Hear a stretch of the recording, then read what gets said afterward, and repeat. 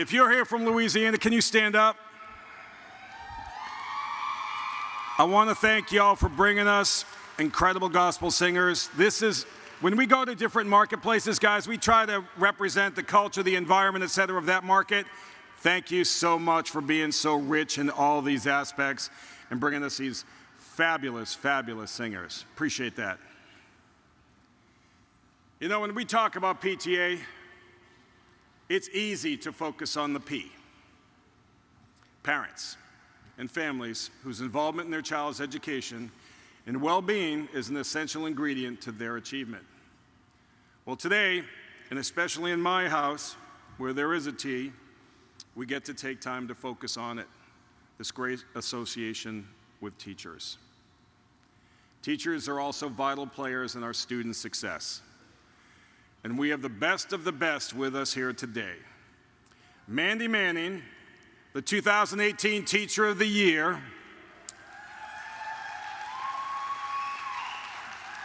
And it was my distinct honor and privilege as National PTA President to take part in the selection process.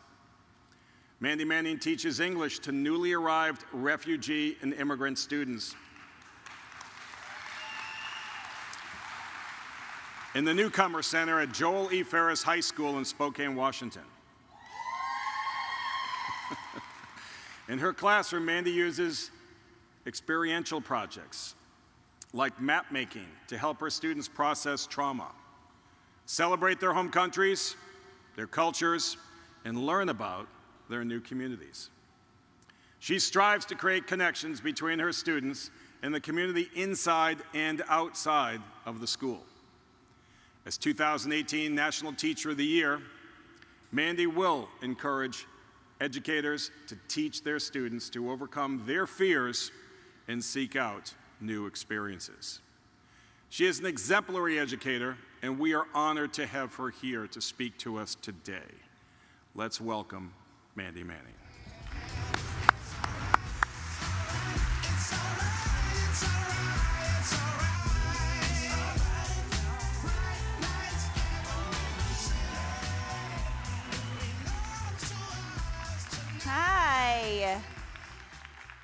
Hi, everyone. So I'm so excited to be here. First, I just want to know, so you're all, I'm assuming, parents. And do we have any teachers? Stand up if you're a teacher. Woo! Yay. Good work. You're doing double duty. Doing double duty. And if anyone out there is interested in becoming a teacher, do it. Do it. Okay, so thank you, first of all, for inviting me to be here today. And thanks for supporting your children's schools, and the teachers who teach within those schools. And I just want to mention your Every Child, One Voice. I think that that's so important right now. So thank you for it's such an amazing motto and mission. And I think it's really important too. I was so blessed to be here this morning as you worked together to vote to support your board's statement about the separation of our families down at the border and the zero tolerance policy. So could you give yourselves one more round of applause for that? So my favorite part of teaching, which is probably the same for everybody, is meeting my students on the first day of school and seeing them sitting in front of me with their hopeful, nervous smiles and the endless potential that they represent. And the knowledge that I, as their teacher, get to impact them and through them, impact the future. I get to help them connect what they're learning and their previous experiences to the challenges that we face as human beings moving into our futures. And I also get to help them challenge their own perspectives, because that's a huge part of being human, especially right now in our nation today. We have to understand where we come from ourselves. We have to self-reflect, and we have to seek experiences that challenge our own perceptions so that we can be open and welcoming to every new person that we meet. This is especially important as educators and as parents who are very involved in our students' schools. We have to be able to walk into these new environments, meet new people, celebrate difference, and reach across that difference to find common ground so that we can make the most safe and supportive environment and community possible. I get to help my students dream big, and I get to provide them with confidence to become productive members of our communities. So I'm going to start a little bit with some of my journey. So I started in education as a paraeducator. Do we have any paraeducators out there?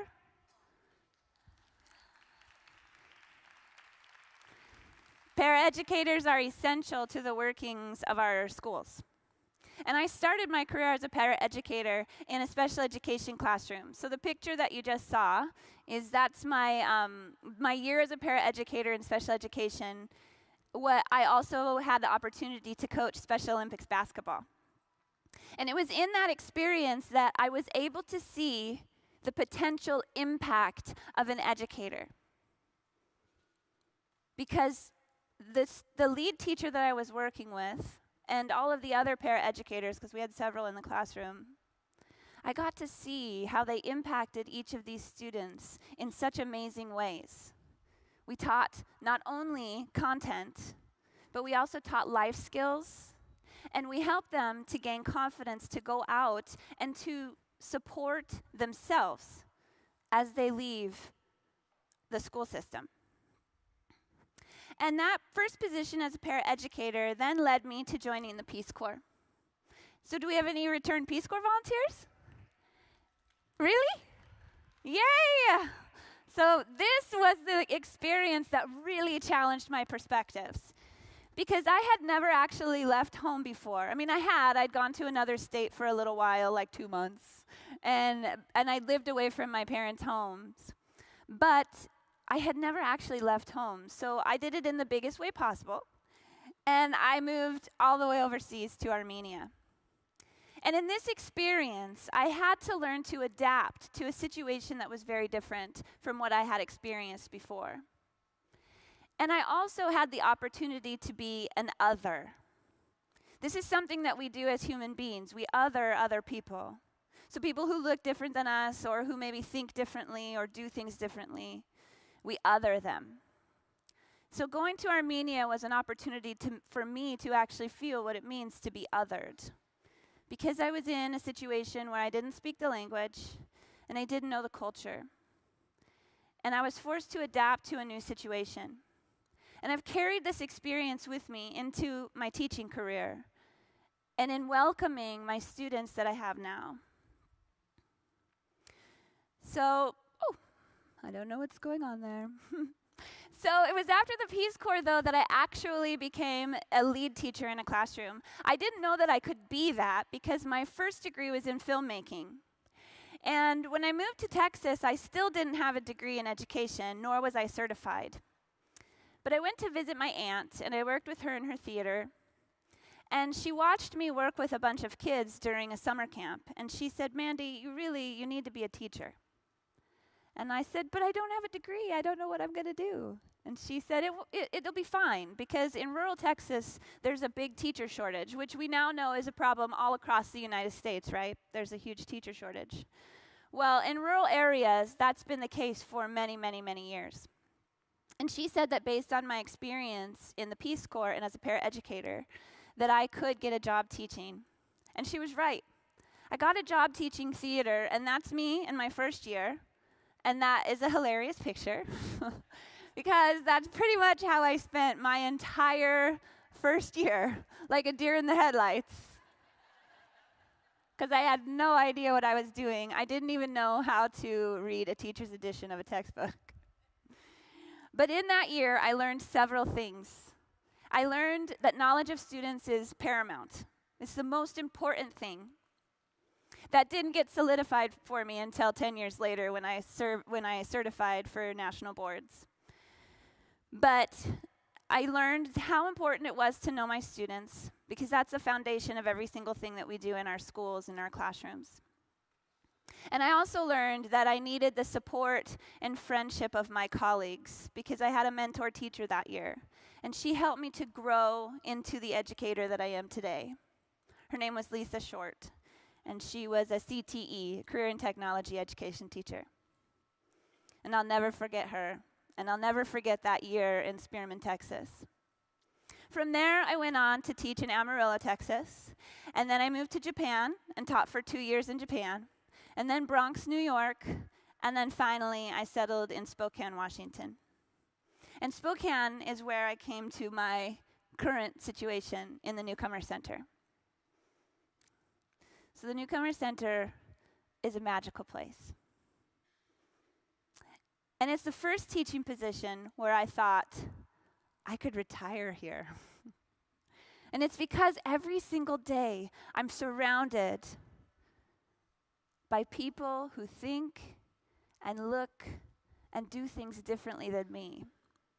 And I have the honor of helping them adjust to life in the United States and also see and follow them in their trajectory to becoming productive members of our community. And I get to see the beauty that they bring to the United States and how it is them coming to our nation and showing us different ways of thinking, being, and doing that makes us the best nation that we can be. And this is my privilege, to be their first teacher as they come to their new home here in the United States. So in the Newcomer Center, I serve students from all over the world. At any one time, I usually have between 12 and 15 languages in my classroom. And 12 to 15 languages means even more cultures, because many different cultures speak the same language, but are from different nations. And the thing about the Newcomer Center is their common language is English, because people are always asking me, well, how do you do that? If you have 15 to 25 students and you're serving 12 to 15 languages, how do you possibly teach all of them? And it's because I get to start with the building blocks of language. Because we're all brand new, we're all learning English at the same pace and at the same stage, we get to start with the building blocks, the ABCs, the 1, 2, 3s. But mostly, we have this common goal that brings us together and connects us. And I get to provide that original safe place from which these students get to learn and grow and become part of our communities in a very safe environment that helps them to be confident and successful as they move into the future. So I'm just going to share with you a little bit of research. We have over 5.3 million English language learners in our nation. The best programs to help them go through, ease into the United States and become productive members of our communities is to provide core academics, social services, and most importantly, help in adjusting to life here in the United States. In Washington State, we have roughly 120,000 English language learners. And this number is far greater in other states. And so this is something that every single state should be addressing and working towards. But most importantly, they should be welcoming. And in Spokane, we serve 77 language groups. So the philosophy of the Newcomer Program is that students will stay with me for 1 semester to a year. It just depends on how much time they need for that original adjustment, and it depends on how much formal education they've had prior to coming to the United States. So we have a 6-period day, so the Newcomer Center is housed in a comprehensive public high school, and that's really important. Because even though they're brand new English language learners and that they're still just learning, how to introduce themselves, it's really important that they see what happens in a public high school so that when they leave the Newcomer Center, they're comfortable in what will happen next. So it's a 6-period day. They spend 5 periods with me. We focus on reading, writing, speaking, all the domains of language. We teach English language development, and then the English for math. But most importantly, I help them ease into being a high school student in the United States. And so that means helping them connect with their experiences before coming to the United States. I help them to connect with their classmates and learn about each other's cultures. And I also connect them to classrooms outside of the Newcomer Center and the community at large.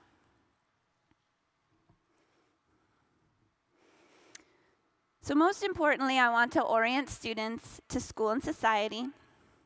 And I provide a wide range of support services, so I make sure that we have connections with community partners. And one big partner is our parent-teacher organizations that we have in Spokane, because it's important that I connect families with families.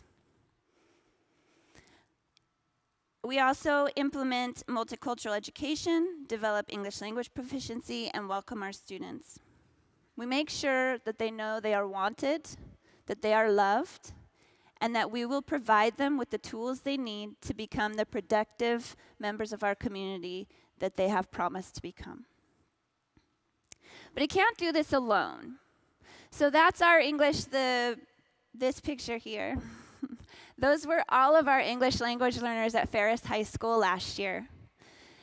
And they all have done incredible things throughout their high school careers, and many have moved on to higher education.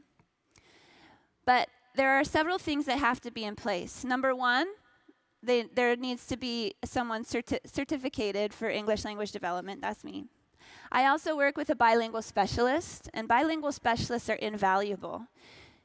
In our district, all of our paraeducators who work with our English language learners are bilingual specialists, meaning they are fluent in usually several languages.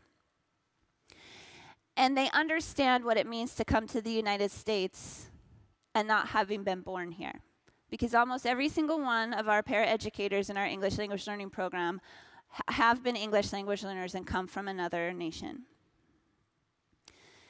And we also have support of district and school administration, and we work together. Collaboration is what leads to our success. And this is how I know we're successful. These are our 2017 graduates. So I'm going to start, you can clap. So I'll start here. This is Zahra. Zahra is from Iraq. She graduated in 4 years, and she is now attending Spokane Falls Community College with her eye towards a career in the medical field. This is Amr. Amr is from Kenya, and he found out while he was in high school, and he also graduated in 4 years, which is amazing, that he is quite the runner. And he's on full scholarship for track and cross country at Washington State University. Yeah. But I have to point out with Amr that he had to struggle to get his scholarship. So he's very fast. He can run the mile in like 4 minutes. That's crazy, right? He's so fast. But the NCAA didn't necessarily believe that he had the academic ability to be successful in university. So he had to go to this kind of like court twice to convince them that he could do this. So his first year, which was this last year, he had to what we call redshirt. So he couldn't compete and he couldn't practice because he had to prove that he could do the academics. And I want you to know that both semesters, he received over a 3.5 grade point average.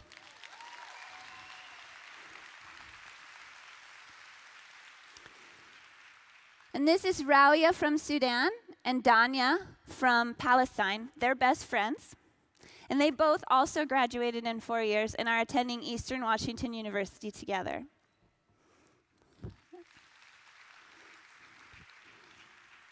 And Tara and Tamara are sisters from Iraq. And Tara actually has some hearing impairment, and she has to have an AM/FM system to help her hear. She's going to be an elementary school teacher And Tamara is going to be a doctor, and they are both also attending Eastern Washington University.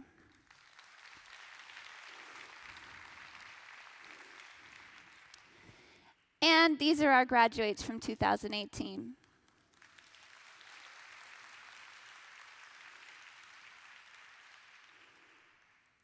So the ones who are newcomers, the ones who are newcomers from last year, or from 4 years ago, this is Esther from Ukraine, Gafish from Uganda, or Rwanda, Ali from Iraq, and Nazar from Sudan. And then there's one Svetlana from Ukraine who is not pictured here. But every single one of our graduates is going on to post-secondary education, and they are excited and ready for the new adventure ahead.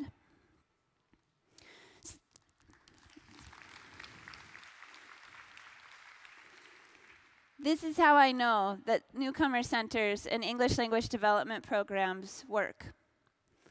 So it usually takes 5 to 7 years for a student to become fluent in English once they arrive in the United States. And all of these students graduated in 4 years. So that's quite an amazing feat. And you can say that we're magical because we teach them all the language that they need in order to be successful, but that's not true. I wish I could take all of the credit for that. But what it is that, especially in Spokane, we have a system that's like a gradual release of responsibility.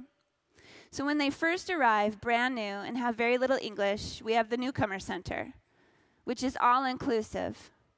And yes, our job is to teach English, but more importantly, our job is to ensure that students feel welcome and connected to their new community, and that they get to ease into being students in the United States. Because we sometimes, especially at the secondary level, have this expectation that brand new English language learners should be able to come in and immediately read a novel.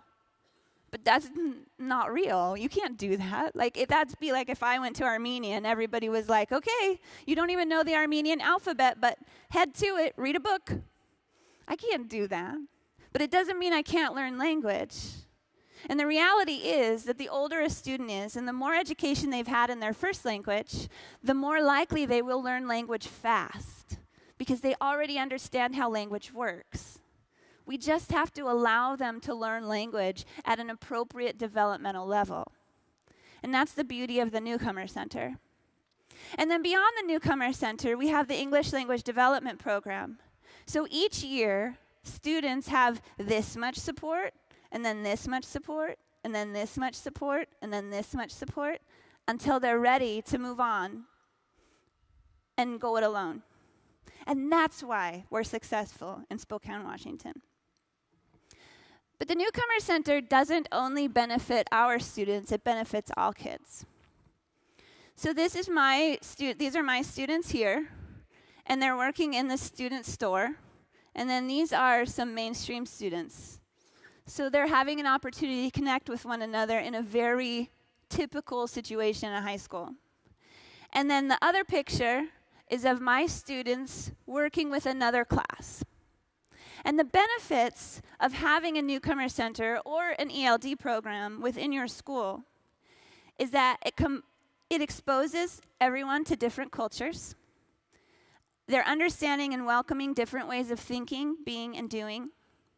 And they're broadening their perspectives and opening up a world of new experiences. This is something that I purposely sought out for my own son. He's 6, and he just finished kindergarten, and he's in a Spanish immersion program. And in that Spanish immersion program, a good percentage of his classmates are native speakers of Spanish. And so he is already having his own perspectives challenged at 6 years old because he has the opportunity to go to school alongside people who are very, very different from him. And that's invaluable. So when you go back, I want you to find out what schools in your area have English language learning programs. Because it's not just about benefiting our English language learners, it's also about benefiting your children and helping them to see something different from themselves, to celebrate it, and to find common ground with people who do, think, and look differently than them. So I think we can all agree that schools that have parent involvement are at a huge advantage. I know that that's the case at Ferris High School. We have a parent-teacher organization that does amazing things. And I think you can also see within a school district the disparity. You have some schools that have huge parent involvement and then some schools that don't have as much parent involvement. And you can see the difference between them. My child's school also has a good parent-teacher group. And I got to go to my first meeting because I've been a little bit busy. But I got to go to one, and I got to see the nitty-gritty of what happens there. It's not just about supporting classrooms and stuff, but it's also things like building piñatas and organizing fundraisers and things like that. And so it's really amazing, the work that you do. So really quick, I want you to give yourselves a round of applause.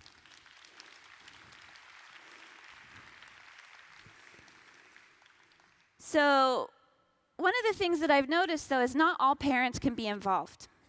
And in my school, English language learning parents have a hard time being involved. And we have done several things as educators to try to involve them. And one of the things that I do is I go visit my students' houses. So I do home visits with every single one of my families. And if we go back to the slide, this picture is one of my home visits. And that's my parent-teacher group. That's my husband right there. He's very handsome. But so that's how I personally involve my families. And so I'm going to talk to you about a couple of asks that I have before I close up here.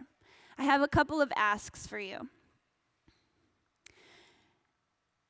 The first thing is classroom support.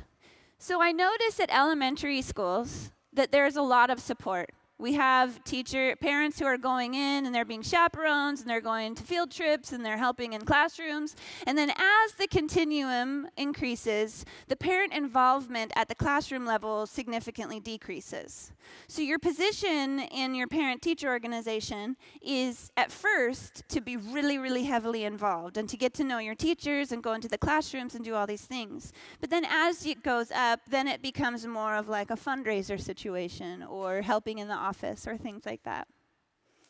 So I'm here to tell you that parent involvement at the classroom level is just as important in elementary. It's just as important in secondary as it is in elementary.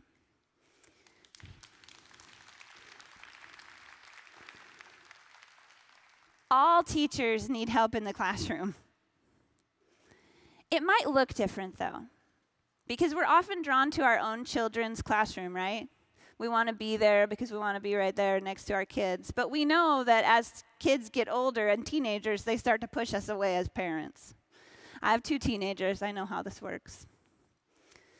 But they still need to see you in their schools. It doesn't mean you need to be in their classroom, but you could be in a classroom. And as an English language learning educator, I can promise you that I need your help in my room. I need people to sit with my students and provide one-to-one support. I need help with just the day-to-day administrative part of my job in my classroom.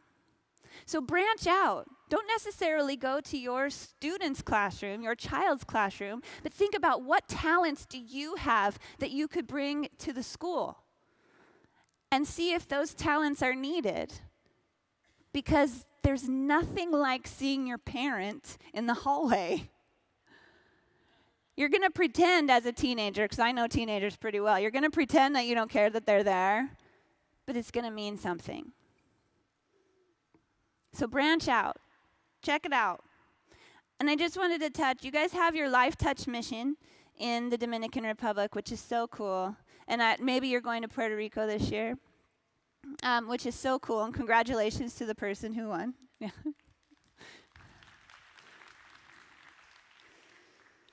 But those kinds of opportunities are also available right here in your own state. Maybe not in your district, but in neighboring districts. You never know what your communities need until you go out and seek it. So go look and see where your talents or skills could be utilized.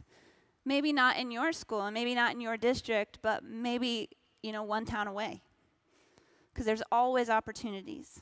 So get involved beyond your child's classroom. So two-way communication. This is one of the harder things, especially at secondary, because sometimes what we do at secondary is we only talk about the negative. This is the bad thing that's happening in class. But we need to make an agreement that we, as parents, be open to what teachers are reaching out to us about, even if it's negative. And then also, as parents, we also need to reach out to our teachers. Because communication has to be two-way. And we have to respect that our children will often show us different things. So in school, your child might be very different than what you see at home. And your child might be very different at home than we in the classroom get to see. And we need to understand all of those aspects and characteristics of the kids. Because you might have information for me that will help me understand the behavior I'm seeing. And I might have information for you that will help you understand the behavior you're seeing at home. So we have to reach out to one another, not just about the negative things, but about the celebrations too. If something really amazing, yes. If something really amazing is happening at home, tell your teacher, because they can celebrate it at school too. And if something's really amazing at school, we need to be reaching out to you and telling you that too, so you can celebrate it at home. And then when the more challenging things happen, we're partners. We're working together because both of us want the same thing for your child to succeed.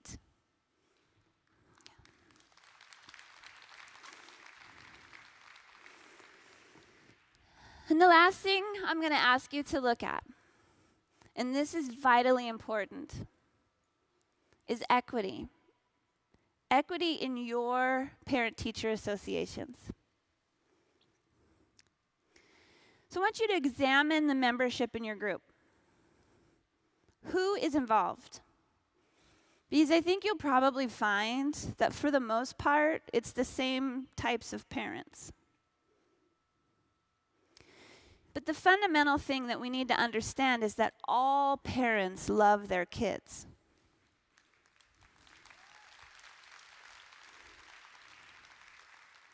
All parents want what's best for their kids. And some parents don't have the tools that they need to be able to do that. But at the heart of it, every parent wants what's best for their kids. And every parent wants to participate. But not everybody's situation is the same. Some people have very difficult work situations where they can't adjust their schedule. I know that's the case for my parents. The parents in my program, if they don't go to their job, they will be fired. And we need to understand that. We also need to understand that there are cultural differences. There are some cultures that feel that the school does their part and the home does their part. And we have to help them understand that here in the United States, it's a partnership. And we need to work together. Additionally, if you always have the same parents, you're always going to have the same perspectives.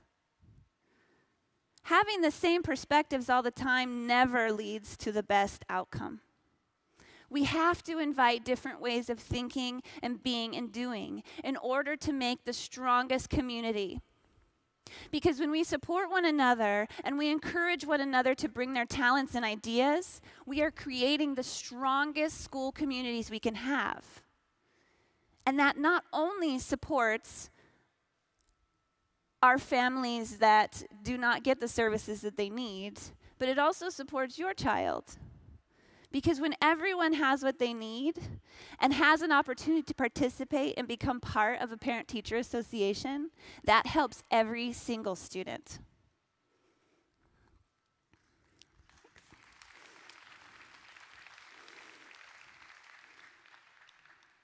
So here's some questions that you need to ask. Does your group represent all students who attend your child's school? That's important. They need to see the faces of all the different kinds of parents. When do you meet? Can you make it a little bit more flexible? What types of activities do you do? Maybe you should branch out. And how can you make adjustments to open the association up to families with non-traditional schedules? Because some of these families with non-traditional schedules or who are different cultures, they might have something really unique to bring that would be very interesting. I know that one school in Pasco, Washington, they realized that most of their families, Spanish-speaking families, weren't coming to any of the events. But as soon as they started including cultural aspects from the Spanish-speaking communities, parents showed up in droves. So sometimes you just need to change whatever it is you're doing in order to draw those different perspectives. We need all perspectives and ideas to benefit our schools and your children. Working together, we must ensure equitable access for all, especially those of us who can. Those of us who have the privilege to be so involved in our children's lives need to make sure that there's access to those who don't have that same privilege. Thank you again for your commitment and dedication to our schools and especially to your children. They're going to fight you and they're going to pretend like it doesn't matter, but it means the world. It means the world to them. And it means the world to me. Because without you guys, I couldn't do my job. So thank you.